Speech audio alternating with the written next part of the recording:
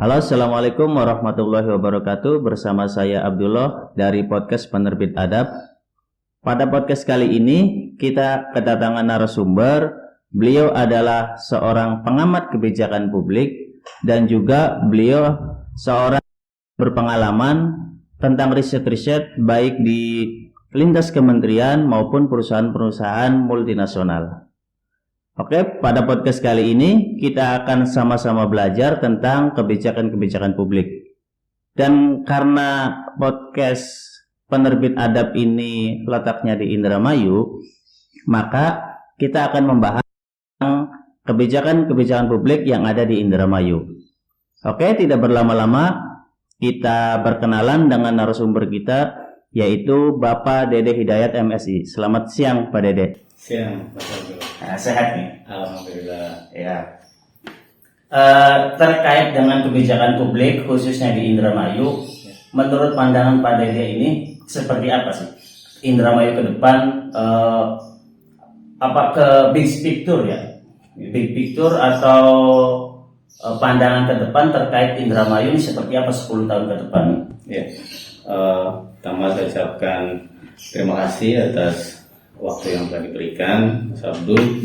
Tadi pertanyaan tentang big picture Indramayu ini satu hal yang sangat menarik untuk dibahas. Kenapa? Karena memang Indramayu ini jadi satu bagian yang tidak terpisahkan dari Indonesia dan posisinya pernah menjadi posisi yang strategis pada masanya. Nah, terkait big picture ini atau gambaran untuk Indramayu ke depan, justru sebelum kita membahas maju ke depan, tidak menutup kemungkinan juga kita perlu untuk membahas jati diri Indramayu itu sendiri.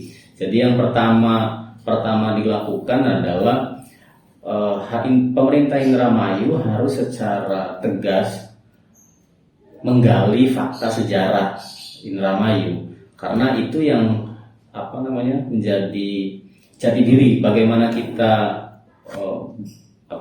bekerja, bagaimana kita kemudian mengeksplor diri kita, memajukan diri kita kalau kita sendiri tidak tahu jati diri kita sendiri. Berarti itu sebelum kita mengetahui gambaran ke depan, kita harus tahu jati diri kita dulu sebagai inti Indramayu ini seperti apa. Betul. Jadi pemerintah Indramayu tadi saya katakan bahwa harus secara tegas menggali fakta sejarah supaya ini bisa menjadi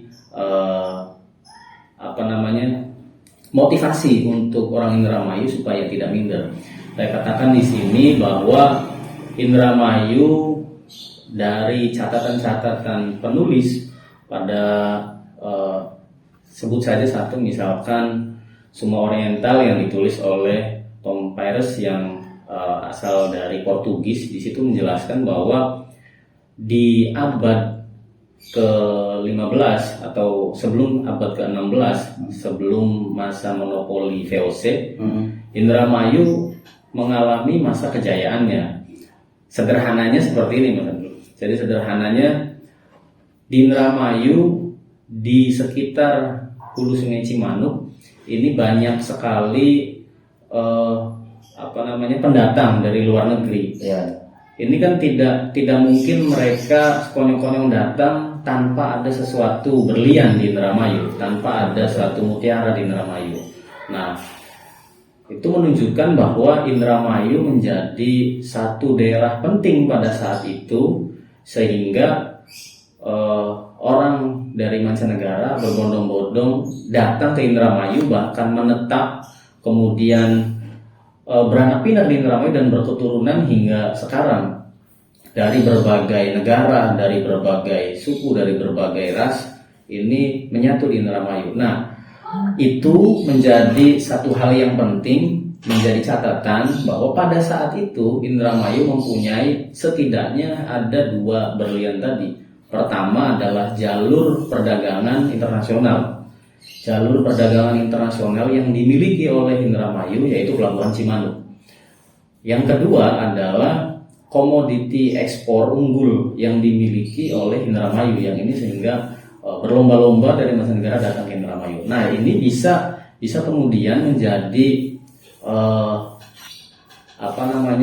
fakta sejarah titik balik bahwa Indramayu sekarang tidak boleh kalah dengan masa lalu Indramayu yang dulu. Jadi ada semboyan Indramayu itu Dharma Ayu Muli Harja. Muli Harja itu artinya adalah kembali sejahtera kembali. Nah, ini kan berarti dulunya ya. Betul. Berarti dulunya Indramayu itu pernah sejahtera. Nah, kemudian ada semboyan Muli Harja, kembali sejahtera. Nah, ini harus menjadi pegangan pemimpin Indramayu, bagaimana kemudian mencari fakta bahwa sebenarnya dulu Indramayu bisa sejahtera itu kenapa. Nah, kemudian diimplementasikan pada era kekinian, bagaimana kemudian masa kemasan itu bisa terulang kembali. Nah, kita bisa analogikan pada zaman sekarang itu bisa tadi terkait misalkan zona perdagangan internasional. Nah, zona perdagangan internasional ya, yang tadi yang ada Pelabuhan Cimanuk itu. Betul, Pelabuhan Cimanuk yang itu ditutup pada saat monopoli VOC. Monopoli VOC yang ada di Jakarta. Ya, yang ada di Jakarta, Batavia pada saat itu kemudian menutup, termasuk salah satunya adalah di Indramayu akhirnya ditutup. Secara singkatnya adalah bahwa Indramayu harus memiliki tim ahli di bidang sejarah, bisa melibatkan guru besar. Ada guru besar sejarah dari UI itu yang asalnya dari Indramayu. Nah, itu bisa dilibatkan untuk menggali fakta sejarah itu supaya itu bisa kemudian menjadi dasar patokan sejarah Kabupaten Indramayu. Yang selama ini kan menjadi patokan itu baru sebatas babat bersumber dari Babat Cirebon, yang ini kemudian di dalam Babat Cirebon ada tentang Babat Indramayu. Nah, artinya tadi di dalam Babat Cirebon masih dikatakan ini unsurnya masih banyak yang belum memenuhi unsur sejarah. Jadi dalam babat tersebut masih mitologi, kemudian dongeng, legenda dan yang lainnya masih sebatas itu. Nah, kita sudah saatnya Indramayu itu perlu ada tim ahli di fakta sejarah tersebut untuk mengungkap fakta sejarah kejayaan Indramayu pada masa itu. Betul, dan itu menjadikan landasan kita untuk ke depan. Oke.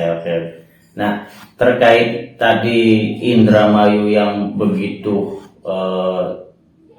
besar di zaman dulu. Iya. Salah satu faktornya kan adanya Pelabuhan Cimanuk. Iya, betul. Nah, Pelabuhan Cimanuk. Nah, pada saat ini Pelabuhan Cimanuk kan sudah tidak ada nih. Betul. Nah, Pelabuhan Cimanuk sudah tidak ada, dan sekarang malah justru berpindah di kabupaten tetangga kita, yaitu di Subang, tepatnya di Patimban. Ya, Pelabuhan Patimban. Nah, Pelabuhan Patimban sekarang sudah beroperasi. Betul. Ya, terkait itu, kalau kita mau menangkap kembali atau mengangkat kejayaan Indramayu zaman dulu, yang sekarang pelabuhan itu dipindahkan ke Patimban, yang perlu kita tingkatkan dari sisi mananya nih? Ya. Gitu. Oke, terima kasih. Ya, sebenarnya saya juga sedikit menyesalkan kenapa kok pelabuhan ada di Patimban, kenapa tidak ada di Indramayu, kemudian juga bandara juga ada di luar Indramayu. Artinya di Indramayu tidak untuk proyek nasional ini hampir tidak ada. Padahal dulu itu bisa kita cek bareng-bareng bahwa Jepang mendarat itu pertama di Eretan. Di Indramayu ya. Betul. Jepang itu mendarat pertama di Eretan. Tadi kaitannya dengan apa sih yang bisa kita tangkap? Yang pada saat ini pelabuhan sudah di daerah lain dan yang lainnya. Ya, paling tidak tadi yang sudah disebutkan ada pelabuhan, ada bandara dan yang lainnya itu masuk dalam kawasan zona strategis industri rebana. Nah, industri rebana itu kawasan yang disiapkan oleh Pemprov Jabar, yang ini menjadi kawasan strategis, kawasan industri baru yang bisa menyerap tenaga kerja baru yang banyak. Kemudian ini juga aksesnya sudah disiapkan dan yang lainnya. Nah, Indramayu ada memiliki jalur yang dilewati tol Cipali itu di sekitaran jalur. Di Indramayu ada 5 kawasan, rencana 5 kawasan industri baru yang disiapkan untuk menyokong adanya kawasan industri rebana tadi. Salah satunya itu di Losarang, kemudian di Balongan, kemudian di sekitar jalur tol Cipali, dan di Kerangkeng dan yang lainnya. Itu Pemkab Indramayu sudah menyiapkan tempat-tempat untuk kawasan industri. Betul. Dan itu sudah masuk pada RT/RW, jadi rencana tata ruang wilayah. Yang dulunya itu di wilayah-wilayah tersebut itu masuk pada zona green industry, yang sebenarnya itu tidak diperbolehkan untuk kawasan industri, tetapi ada kebijakan baru dari pemerintah Kabupaten Indramayu sendiri meminta untuk dirubah RT/RW-nya menjadi, tetapi tetap masih ada kawasan hijaunya. Nah, ini bagi saya itu sangat-sangat bagus karena setidaknya ini akan menyerap tenaga kerja dari Indramayu itu sendiri. Artinya ada peluang yang bisa ditangkap oleh masyarakat Kabupaten Indramayu. Tetapi ini yang menjadi catatan bahwa jangan sampai kejadian beberapa puluh tahun yang lalu Indramayu ada pembukaan kilang minyak RU 6 Balongan. Nah, kemudian masyarakat kita masih belum siap akan adanya kawasan tersebut. Akhirnya yang menempati di posisi-posisi tertentu ya orang dari luar Indramayu. Yang ini kemudian menjadi banyak perbincangan bahwa kok kenapa ada permata di Indramayu tetapi justru yang menikmati orang di luar Indramayu. Sebenarnya ini balik lagi pada bagaimana persiapan kita untuk menyiapkan itu. Jadi ini yang mungkin bagi kebanyakan orang dianggap sepele, tetapi 5-10 tahun ke depan ini menjadi satu hal yang tidak bisa kita hindari bersama, tidak bisa lepas dari kehidupan masyarakat Indramayu. Dan tadi kuncinya adalah ya harus menyiapkan diri SDM untuk hal tersebut. Berarti yang menjadi PR Pemkab Indramayu khususnya itu adalah menyiapkan SDM ya terkait dengan yang tadi kawasan industri yang mau dibangun. Betul. Nah, menurut Pak Dede nih sebagai pengamat kebijakan publik, barangkali ada masukan untuk Pemkab Indramayu yang perlu disiapkan SDM-nya itu seperti apa yang terkait dengan kawasan industri yang tadi itu, seperti apa nih persiapannya, atau yang disebutnya kira-kira jangan sampai seperti kejadian yang waktu RU 6 Balongan sudah ada industrinya tapi ternyata orang yang di luar Indramayu. Nah, sekarang nih mau ada industri yang baru di kawasan 5 industri yang baru, kira-kira orang-orang Indramayu yang menempati tempat-tempat strategis di tempat kawasan industri ini. Nah, kira-kira apa yang perlu disiapkan? Ya, pertama tadi ya terkait SDM yang harus disiapkan. Sebenarnya bukan hanya SDM tetapi hal-hal lain juga yang menyokong kawasan tersebut. Seperti misalkan sudah siapkah tempat penginapan, misalkan tempat penginapan di wilayah kawasan industri tersebut. Kemudian sudah siapkah sekolah atau tempat pendidikan di lokasi tersebut? Sudah siapkah ruang fasilitas publik di wilayah-wilayah tersebut? Sudah siapkah pemerintah Kabupaten Indramayu terkait SDM misalkan? Jangan sampai pada akhirnya ya kita hanya menempati di posisi-posisi yang mohon maaf di bagian-bagian tertentu yang justru yang bagian posisi strategis justru dimiliki oleh orang luar Indramayu. Karena ini juga menjadi catatan penting. Tapi tadi balik lagi ya sejauh mana juga bahwa orang Indramayu ini melek terhadap bagaimana pentingnya pendidikan, Karena salah satunya ya untuk menyiapkan hal tersebut. Ternyata bukan hanya SDM yang perlu disiapkan oleh Pemkab Indramayu, tapi sarana dan prasarana juga harus disiapkan. Itu jangan seperti yang kita bilang tadi, jangan sampai kejadian yang waktu RU 6 Balongan berdiri ternyata yang menempati posisi strategis bukan orang-orang di Indramayu. Selain dari kebijakan-kebijakan di kawasan Indramayu ini yang nanti akan menjadi kawasan industri, kira-kira apalagi yang perlu diperbaiki khususnya di Indramayu terkait dengan kebijakan publik ini? Ya, ada beberapa hal sebenarnya yang sekarang sudah mulai dilakukan, tetapi ini juga perlu menjadi terus digenjot semangatnya untuk 5 bahkan 10 tahun ke depan, karena di Indramayu itu dari angka statistik menunjukkan bahwa generasi Z dan generasi milenial usia 24 sampai 35 tahun, kemudian dari usia 15 sampai 23 tahun ini presentasinya lebih besar dibanding dengan kategori usia yang lain. Nah, artinya di sini menunjukkan bahwa 5 sampai 10 tahun ke depan yang akan berperan di Indramayu adalah generasi-generasi tersebut. Berarti ini maksudnya peluang apa tantangan atau gimana? Ini masuk pada tantangan termasuk juga peluang, dan ya tadi yang harus disiapkan. Nah, kemudian ada beberapa hal selain tadi yang sudah disebutkan.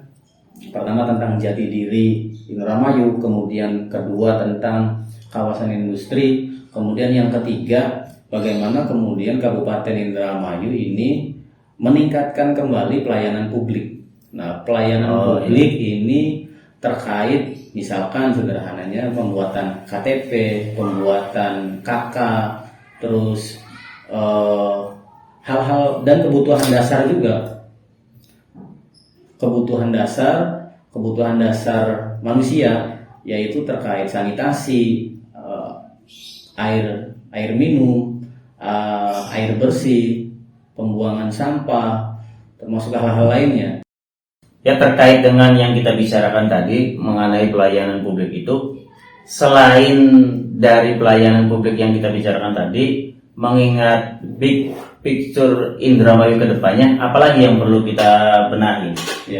Ya, setidaknya ada 3 poin lagi yang ingin saya sampaikan. Pertama itu terkait pertanian, kedua terkait masalah pengangguran, ketiga terkait mitigasi bencana. Dan itu menjadi hal urgen yang perlu disiapkan pemerintah Kabupaten Indramayu dari mulai sekarang hingga beberapa tahun ke depan. Saya ambil yang dirasa paling urgen dulu ya. Pertama terkait tentang mitigasi bencana. Ketika kita ngomongin bencana di Indramayu, sebenarnya ini kan yang sering berulang itu terkait bencana banjir.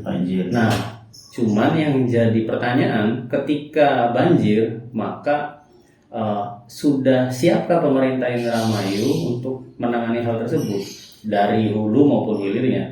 Jadi misalkan kita ngomongin daerah aliran sungainya dulu. Daerah aliran sungainya apakah sudah aman sehingga tidak memungkinkan untuk banjir lagi?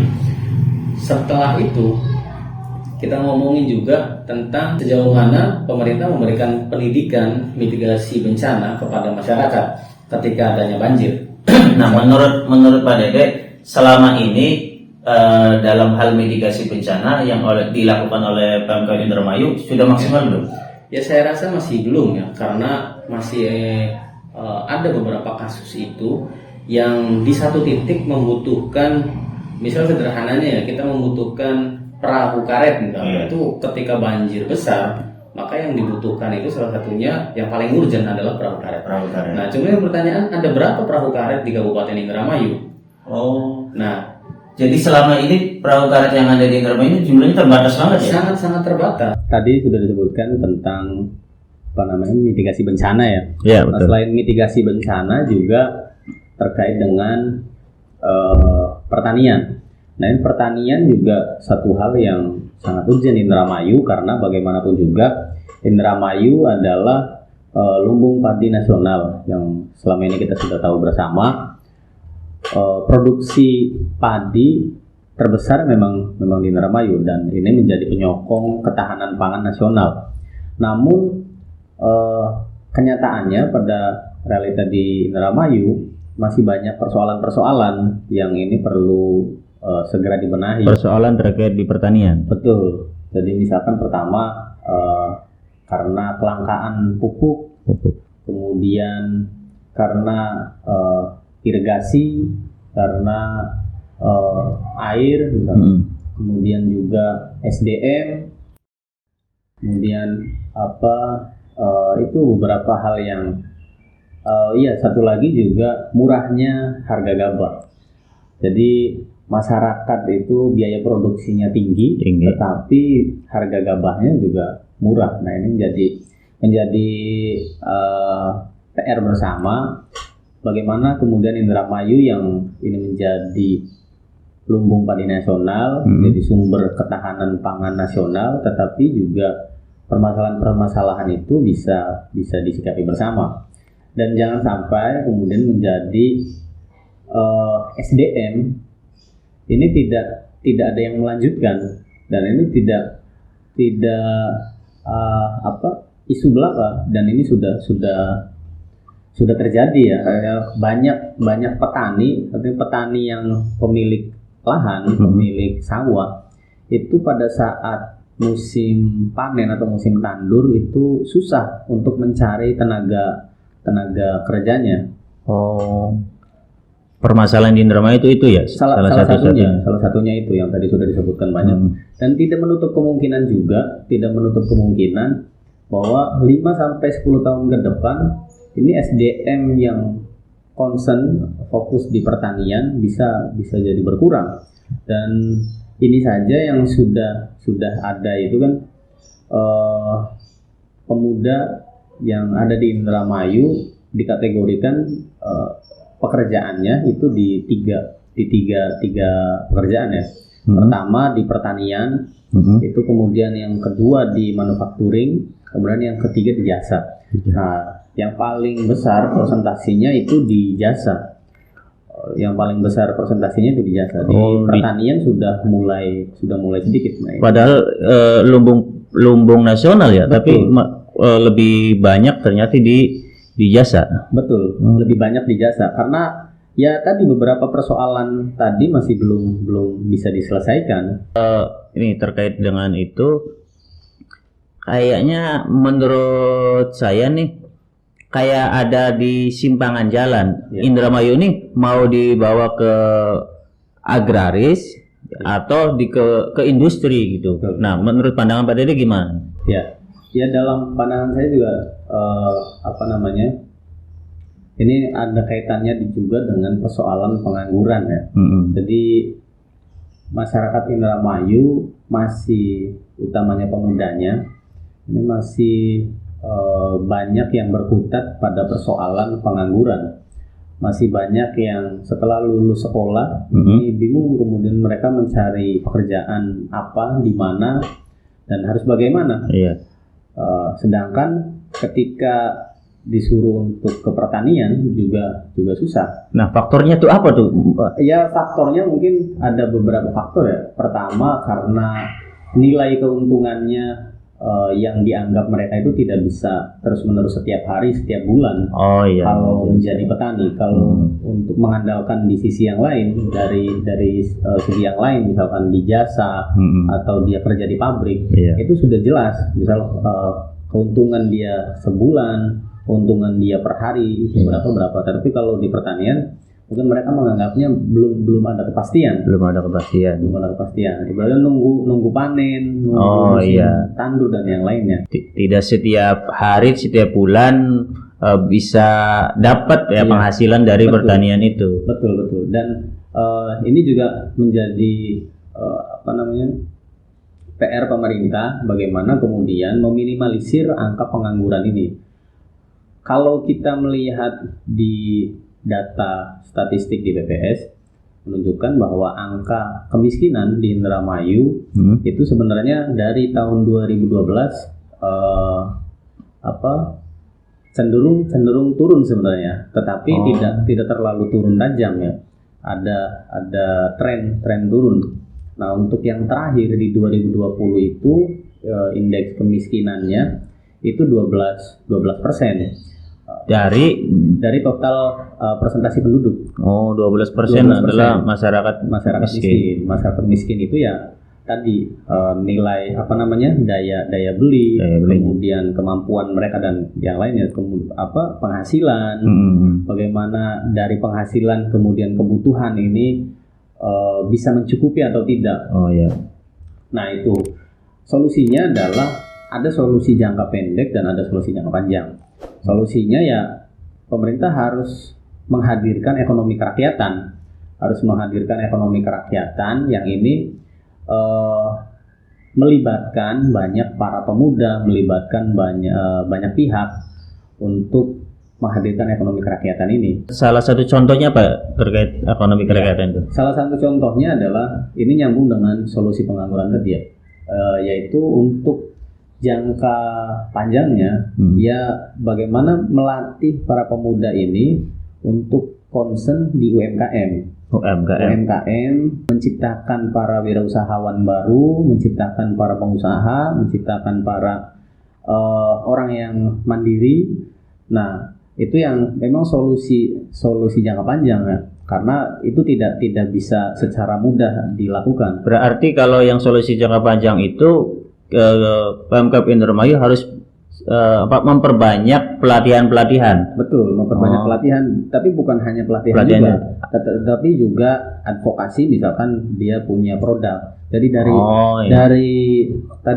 dari hulu ke hilir, dari awal dia misalkan belum berpengalaman, maka diberikan pelatihan. Nah, setelah diberikan pelatihan juga diberikan advokasi, diberikan pendampingan. Misalkan dia punya produk A. Nah, dari produk A ini diberikan pendampingan bagaimana ini kemasannya yang bagus, bagaimana dari sisi perizinan, dari sisi kemasan yang higienis dan yang lainnya. Juga tidak cukup di situ, tapi juga pendampingan bagaimana ini kemudian dipasarkan, pasarnya bagaimana. Nah, itu ada pendampingan seperti itu. Ini adalah salah satu solusi untuk menekan angka pengangguran. Nah, tapi itu solusi jangka panjang karena tidak, ya bisa dikatakan tidak serta merta, tidak langsung hasilnya. Solusi jangka pendeknya adalah untuk menyerap tenaga kerja ya kawasan industri. Kawasan industri itu bisa menyerap pengangguran, bisa menyerap tenaga kerja yang lumayan banyak ya. Maka segera untuk menarik investor jangan dipersulit, ya, perizinan juga agar segera jangan sampai ada yang mempersulit, dimudahkan terkait perizinan yang tadi di kawasan industri tersebut ya. Juga yang mendukung dengan adanya kawasan industri tersebut, misalkan perizinan untuk pembukaan hotel, perizinan untuk pembukaan restoran, perizinan untuk pembukaan yang lain-lainnya, yaitu supaya investor tidak melihat Indramayu itu susah, maka harus segera dimudahkan. Berarti terkait dengan ya nyambung ke pelayanan publik juga ya. Itu kan terkait perizinan, itu kan di Dinas Perizinan juga harus memberikan fasilitas kemudahan untuk agar investor bisa masuk dan membangun kawasan industri di Indramayu. Nah, kita melompat sedikit terkait dengan yang tadi kita bahas, pelayanan publik. Ini Indramayu lagi hangat-hangatnya nih, isu terkait masalah pemekaran Indramayu. Ada mau dimekarkan Indramayu Barat. Nah, beda terkait pemekaran Indramayu yang sekarang dan Indramayu Barat ini seperti apa? Nah, menarik ya. Jadi di Indramayu itu sudah masuk pada sudah di DPRD provinsi. Oh, berarti sudah dibahas di provinsi. Sudah dibahas di provinsi, bahkan mungkin sudah ke Kemendagri kayaknya. Oh, tinggal menunggu keputusan, tinggal menunggu kapan waktunya. Jadi terkait Indramayu Barat, saya sepakat. Kenapa? Karena walaupun ada beberapa catatan. Pertama, ketika warga Gantar misalnya, warga Gantar ingin membuat KTP misalnya, sederhananya, membuat KTP atau tadi yang berkaitan dengan pelayanan publik administratifnya, itu harus ke Dukcapil dari Gantar ke pusat kota, itu sangat jauh. Intinya adalah harus benar-benar memberikan pelayanan yang prima, dan ini jangan sampai menyulitkan masyarakat. Kalau posisinya dari Hargelis misalkan ke Indramayu kota itu cukup jauh. Cukup jauh, sekitar 3 jam ya. Pertimbangannya adalah salah satunya itu pertimbangan jarak. Karena ketika dibentuk Indramayu Barat, maka untuk pelayanan administratif, untuk pelayanan publiknya itu akan dimudahkan untuk bagi masyarakat di wilayah barat. Pada intinya pertimbangannya adalah ketika ada Kabupaten Indramayu Barat, maka sederhananya masyarakat di wilayah Barat Indramayu ini secara pelayanan akan dimudahkan karena tidak mesti terhalang oleh jarak yang begitu jauh dari Barat Indramayu ke pusat kota. Artinya pusat kotanya akan dipindahkan juga ketika ada Kabupaten Indramayu Barat, maka pusat kotanya di wilayah Indramayu Barat. Nah, itu meminimalisir jarak yang tadi. Tetapi juga catatannya adalah terkait dengan SDM. Terkait dengan SDM, apakah sudah cukup SDM-nya? Apakah sudah siap SDM-nya? Karena di Indramayu Kabupaten saja, di Indramayu yang hari ini, itu PNS sekitar 13.000 kalau tidak salah. Ada 13.000 sekian di Kabupaten Indramayu. Itu masih kurang apa cukup segitu? Nah, kalau dipecah menjadi 2 kabupaten, malah kurang ya? Otomatis itu akan kurang. Iya. Nah, maka ini yang jadi pertanyaan. Nah, itu. Kemudian yang kedua juga terkait dengan bagaimana kemudian di wilayah Indramayu Barat ini PAD-nya dari mana? Oh iya, pendapatan daerahnya nih. Ya, selama ini kan kalau satu kan dari berbagai faktor ya. Betul. Nah, kalau ketika dipecah kan mau tidak mau harus punya PAD sendiri nih, dari mana gitu. Betul. Jadi harus ada aspek-aspek penunjang ketika ada pemekaran kabupaten. Jadi tadi misalkan sumber penghasilannya kira-kira ini dari mana, kemudian juga SDM-nya sudah siapkah atau belum, kemudian hal-hal lain yang menunjang itu. Oh iya, berarti intinya terkait dengan Indramayu Barat ini Pak Dede setuju? Setuju. Ya. Secara prinsip saya setuju dengan catatan-catatan yang tadi ya. Catatan tadi. Oke, siap. Oke, tadi pembahasan bersama Pak Dede sebagai pengamat kebijakan publik yang begitu komprehensif pembahasannya terkait dengan kebijakan publik dari mulai sejarah Indramayu sampai terakhir tadi tentang pemekaran Indramayu. Karena sebenarnya ini pembahasan begitu banyak ya, begitu luas, tapi karena keterbatasan waktu nanti kita bisa sambung lagi di kesempatan yang lain. Untuk saat ini cukup sekian dari saya, bersama saya Abdullah dan narasumber saya Pak Dede Hidayat MSI, seorang pengamat kebijakan publik. Sekian, assalamualaikum warahmatullahi wabarakatuh.